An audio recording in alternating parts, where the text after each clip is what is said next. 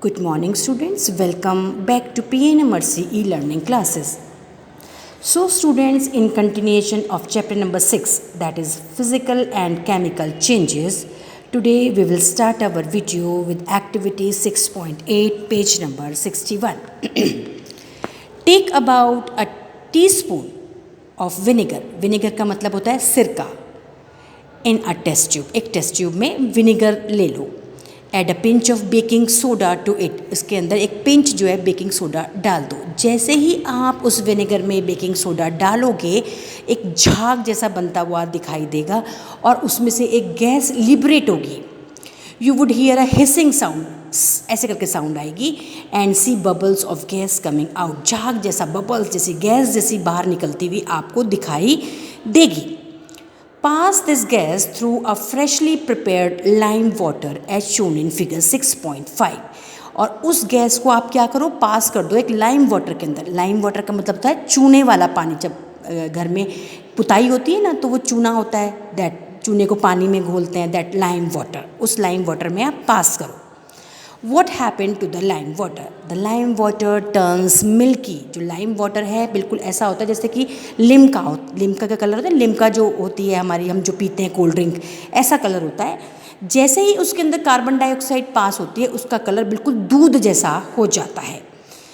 The change in the test tube is as follows. उसकी reaction क्या है? उसकी रिएक्शन है विनेगर. विनेगर का आपका केमिकल नेम है एसिटिक एसिड. याद रखिएगा, विनेगर का केमिकल नेम है acetic acid plus baking soda.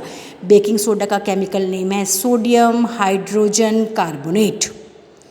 वो दोनों जब रिएक्ट करेंगे तो क्या, कौन सी गैस बाहर निकलेगी झाग के रूप में? That is carbon dioxide and other substances. The reaction between carbon dioxide and lime water is as follows. तो जो कार्बन डाइऑक्साइड निकली रिएक्शन में, वो जब लाइम वाटर में पास होगी तो क्या होगा? Carbon dioxide plus lime water. That lime water का आपका फॉर्मूला देख लो, CaOH होल ट्वाइस. तो क्या बनेगा? Calcium carbonate. कैल्शियम कार्बोनेट का फॉर्मूला है, केमिकल फॉर्मूला है CaCO3 प्लस वाटर. वाटर का केमिकल फॉर्मूला तो आपको आता ही होगा, that is H2O. So when carbon dioxide is passed through lime water, calcium carbonate is formed, which make lime water milky. जिसकी वजह से तब lime water जो है वो milky हो जाएगा, मतलब milk जैसा हो जाएगा, बिल्कुल दूध जैसा. The turning of lime water into milky is a standard test of carbon dioxide. ये एक standard test है, मतलब main test है कि किसी भी लाइम जो गैस निकली है वो कार्बन डाइऑक्साइड है या नहीं है. इसको टेस्ट करने का स्टैंडर्ड टेस्ट यही है कि उसको पास करो लाइम वाटर में. अगर लाइम वाटर मिल्की टर्न हो जाता है तो इसका मतलब जो गैस लिबरेट हो रही है वो कार्बन डाइऑक्साइड गैस ही है. You will use it in chapter 10 to show that the air we breathe out in is rich in carbon dioxide. जो एयर हम ब्रीथ आउट करते हैं, इन नहीं, हम जो सांस अंदर लेते हैं उसमें तो ऑक्सीजन होती है. जो हम बाहर निकालते हैं उसमें क्या प्रेजेंट होती है? कार्बन डाइऑक्साइड प्रेजेंट होती है. In activities 6.6 and 6.8, you saw that in each cases one or more new substances are formed. तो एक्टिविटी जो हमने परफॉर्म करी 6.6 में या 6.8 में, दोनों के अंदर नए सब्सटेंसेस बन रहे हैं. In activity 6.6, the ash was the new substance formed when magnesium was burnt in air. बिल्कुल सही. तब जो ऐश बनी, तब हमने मैग्नीशियम रिबन को बर्न किया एयर में तो हमको जो राख मिली दैट इज़ मैग्नीशियम ऑक्साइड. पहले मैग्नीशियम का रिबन था, वो जलने के बाद जो बना वो मैग्नीशियम रिबन नहीं था, वो था मैग्नीशियम ऑक्साइड जो न्यू सब्सटेंस था. Similarly in activity 6.7 the reaction of copper sulphate and iron produce iron sulphate and copper. और उसी तरह से तब रिएक्शन हुआ कॉपर सल्फेट में और आयरन में, जो बना वो था iron sulphate and copper. Both of these are new substances. तो दोनों के दोनों नए सब्सटेंसेस बने. तो ये क्या है? हमारा केमिकल प्रॉपर्टी है. Copper was deposited on the shaving blade of iron. तो शेविंग ब्लेड पे क्या जमा हो गया था? जमा हो गया था कॉपर, तभी तो उसका कलर चेंज हुआ था, ब्राउनिश हो गया था.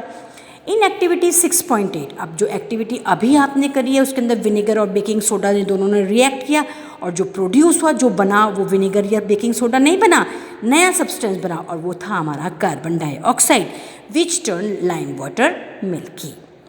Can you name the new substance formed in these reactions? So student, a change in which one or more new substance are formed is called a chemical change. Underline it. Underline कर लो, important है बहुत। तो वो change जिसके अंदर एक नया substance बनता है उसे हम क्या बोलते हैं? Chemical change. A chemical change is also called a chemical reaction. Chemical change का दूसरा नाम केमिकल रिएक्शन भी है। Chemical changes are very important in our lives. हमारे लिए ये बहुत ही ज़्यादा इंपॉर्टेंट भी हैं। All new substances are formed as a result of chemical change. जो नए सब्सटेंसेज बनते हैं that is all because of chemical changes. For example के साथ समझा रहा है वो, डाइजेशन ऑफ फूड, तब हम फूड को डाइजेस्ट करते हैं in our body. Ripening of food के अंदर, फ्रूट्स के अंदर राइपनिंग ऑफ फ्रूट्स का मतलब होता है जब कच्चा जो फल होता है वो पक जाता है तब। फर्मेंटेशन ऑफ ग्रेप, तब ग्रेप्स को फर्मेंट करते हैं तो अल्कोहल बनता है, शराब जिसे बोलते हैं, etcetera. Happens due to series of chemical change. ये सब कब बनते हैं? तब उनके अंदर केमिकल चेंज होते हैं। A medicine is the end product of a chain of chemical reaction. जो मेडिसिन आप खाते हो और ठीक हो जाते हो वो भी एक क्या है? केमिकल, तो वो भी एक केमिकल चेंज है। Useful new materials such as plastic and detergents are produced by chemical reaction। और जो प्लास्टिक बनाते हो आप या डिटर्जेंट जो होता है, जो कपड़े धोने वाला साबुन या पाउडर जो बनता है वो भी क्या होता है? केमिकल चेंज होता है। Indeed every new material is discovered by studying the chemical change. तो जो भी नया मटेरियल बनता है वो all these are chemical changes. We have seen that one or more new substances are produced in chemical changes। जैसे आपको मैंने बताया कि कोई भी नया सब्सटेंस बनता है that is all because of chemical change। In addition to new products, the following may accompany a chemical change: heat or light or any other radiation, ultraviolet for example, may be given off or absorbed. तो क्या होता है तब? Chemical change होता है, chemical reaction जब होता है, rather we can say that, और उसमें नया सब्सटेंस बनता है तो उसके साथ कभी कभी क्या भी बनता है? हीट एनर्जी भी लिबरेट होती है, लाइट एनर्जी भी लिबरेट होती है, या रेडिएशंस भी लिबरेट हो सकते हैं या एब्जॉर्ब हो सकते हैं। दोनों में से कुछ भी हो सकता है। साउंड में भी प्रोड्यूस, जैसे आप क्रैकर जलाते हैं, पटाखा जलाते हैं तो साउंड प्रोड्यूस होती है, या जब आप हाइड्रोजन गैस को जलाते हैं तो क्या होता है? एकदम से भप करके वो जलती है तो साउंड प्रोड्यूस होती है। चेंज इन स्मेल में भी टेक प्लेस और अ न्यू स्मेल में भी गिवन ऑफ। या फिर कोई नई स्मेल भी निकल सकती है एक नए सब्सटेंस के बनने के साथ में। अ कलर चेंज में टेक प्लेस, कलर भी चेंज हो सकता है। अ गैस में भी फॉर्म, या गैस भी लिबरेट हो सकती है। Students, you saw that burning of magnesium ribbon is a chemical change. अभी मैंने आपको बताया कि जब मैग्नीशियम रिबन जलती है तो वो क्या होती है? Chemical change. और क्या बनता है? मैग्नीशियम जो रिबन है वो ऑक्सीजन के साथ रिएक्ट करके बना देता है मैग्नीशियम ऑक्साइड, नया सब्सटेंस। बर्निंग ऑफ कोल, कोयला जब जलता है, वुड और leaves is also a chemical change. तो वुड या लीव्स जलती हैं, that is also a chemical change. In fact, burning of any substance is a chemical change. In fact, burning of any substance, कोई भी substance जब जलता है that is a chemical change. Burning is always accompanied by production of heat। और burning जब होती है तो उसके साथ heat तो liberate होती ही है। Now, explosion of a firewood is a chemical change। जब आप दिवाली का समय आता है तो आप क्या करते हैं? पटाखे जलाते हैं, that is also a chemical change. You should know that such an explosion produce heat, light and sound. पर तब पटाखे जलते हैं तो क्या होता है? केमिकल चेंज तो होता ही है, साथ में हीट भी प्रोड्यूस होती है, लाइट भी प्रोड्यूस होती है और साउंड भी प्रोड्यूस होता है। And unpleasant gases are that pollute the atmosphere. इसके साथ में अनप्लीजेंट गैसेस भी प्रोड्यूस होती हैं जो क्या करती हैं? एटमॉस्फेयर को पॉल्यूट कर देती हैं। That is why you are advise not to play with firework. तभी तो बोलते हैं कि ज़्यादा पटाखे मत जलाओ। व्हेन फूड गेट्स स्पॉइल्ड, तब फूड जो है वो ख़राब हो जाता है, उसमें से बदबू आने लग जाती है। It produces a foul smell, उसके अंदर से कैसी स्मेल आती है? बहुत ही ज़्यादा बदबू वाली स्मेल आती है। Shall we call this change a chemical change? Yes, it is a chemical change. You must have noticed that a slice of an apple acquires a brown color if it is not consumed immediately. इसके अलावा जब आप कभी क्या करते हैं, Apple को काट के कुछ देर के लिए ऐसे ही रख देते हैं तो क्या होता है कि जो उसकी सरफेस होती है, कटे हुए जो एप्पल की सरफेस होती है वो काली हो जाती है ना। अगर आप इमीडिएटली नहीं खाते हैं तो कुछ समय के लिए ऐसे कटा हुआ रख देते हैं एप्पल, तो उसकी जो सरफेस होती है वो काली हो जाती है। If you have not seen this change in colour, cut a fresh slice of apple and keep it away for some time. अगर आपने ऐसा नहीं देखा है तो आप करके ये देख सकते हैं। Repeat the same activity with a slice of potato और ब्रिंजल। इसके अलावा अगर आपके पास एप्पल नहीं है तो पटेटो को काट के देखो, आलू को, या ब्रिंजल को काट के देखो, काट के उसको ऐसे ही रख दो तो क्या होगा, उसकी सरफेस जो है वो ब्लैक पड़ जाएगी। The change in colour in these cases is due to the formation of new substances. ये चेंज कलर क्यों होता है? क्योंकि उनके अंदर ऐसे केमिकल्स प्रेजेंट होते हैं जो एटमॉस्फेयर में प्रेजेंट गैसेस के साथ रिएक्ट कर जाते हैं और एक नया सब्सटेंस बना लेते हैं, जिसकी वजह से वो काले पड़ जाते हैं। Are not these changes a chemical change? तो क्या आप इनको केमिकल चेंज नहीं बोलोगे? Yes, it is a chemical change. In chapter number 5, you neutralized an acid with base.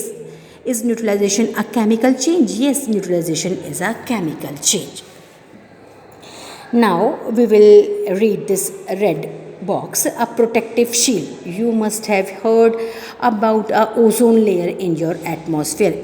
Ozone layer के बारे में तो आपने पढ़ा ही होगा कि एटमॉस्फेयर के अंदर जो है हमारी ओजोन लेयर है जो हमें अल्ट्रा वायलेट रेज से, जो सन में से निकलने वाली अल्ट्रा वायलेट रेज हैं जो हमारी बॉडी को हार्म पहुंचाती हैं, उससे हमें बचाती हैं। It protect us from the harmful ultraviolet radiations which comes from the sun. Ozone absorb this radiation and breaks down to oxygen. Ozone जो होती है वो क्या करती है, इन अल्ट्रा वायलेट रेज को एब्जॉर्ब कर लेती है और ब्रेक हो जाती है ऑक्सीजन गैस में।